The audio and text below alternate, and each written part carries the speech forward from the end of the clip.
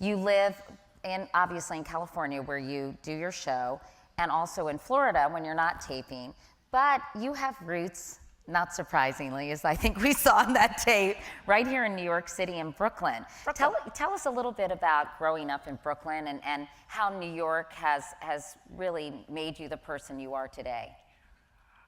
I think that growing up back in the Stone Age, when I lived on Ocean Avenue between S&T and the Flatbush, Sheepshead Bay area of Brooklyn, there was a wonderful sense of community. You know, we all went to temple together on the high holy days, got all dressed up, never went inside. But we got all dressed up and walked around the block and, you know, tried to make a social connection at age 12 or 13. And of course, I remember going to shul to visit with my grandfather, my maternal grandfather, who was a very pious Jew on the high holy days. 364 days a year, he was one of the worst ganefs in Brooklyn. He had an appliance store. This is actually a cute story. And then I'll get back to your question. Don't worry. Remind me. Don't worry. I realize I'm going to ask about 2 questions tonight, so don't worry. My grandfather had an appliance store in Brooklyn. And, you know, he was always involved in some little shady transaction or another. And I sort of knew this as a child because they sent me to work with him when I was 9 on Saturday. I would answer the phone and I would yell in, "Mr. S." Their last name was Silverman. And I could tell that there were certain things that he did that I didn't think was strictly kosher. And then came Yom Kippur. And they lived on the 7th floor of an apartment building. And my grandfather would not take the elevator.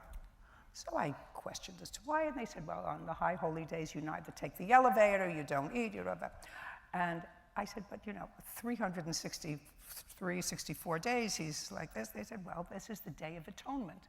So I figured out at a very young age that if I was good all year, I could take the elevator. How did growing up in New York affect me? Well, I think that there was a certain Brooklyn Jewish humor and a sense of comedic timing that has really not been replaced now. I mean, I think that some of the comedians today are absolutely fabulous, but I think that the old style Borscht Belt comedians, the self-deprecating, you know, poking fun at the family, but I grew up with that. And I grew up with a father who was a dentist. And a dentist... Oh, there's a dentist in the crowd. Dentists have captive audiences, so they can either tell a good story to keep you interested and keep the clientele coming back or not. So my father had a very good sense of comedic timing. And I like to think of some of the attributes, some of the wonderful attributes that I like to feel as if I inherited from him, or at least a little piece of them. The one thing he gave me that has stood me in good stead all these years is the comedic timing. That's what separates Brooklyn from not. And what about your mom, Judy? How did she influence you? My mom was underappreciated. It's sort of interesting. My father was the star, but my mother made sure everything got done. And it wasn't until after she passed away, when she was quite young, that I recognized that this father of mine, whom I idolized and still do, really was made to look like a king, because he had someone so solid that took care of all the minutiae. You know, but remember the birthdays, remember the anniversaries, made sure the presents were right, made sure the cards were right, gave him the cards to sign, all those things that made it all fit together seamlessly. Because when my mother died, my father didn't know where the bank was.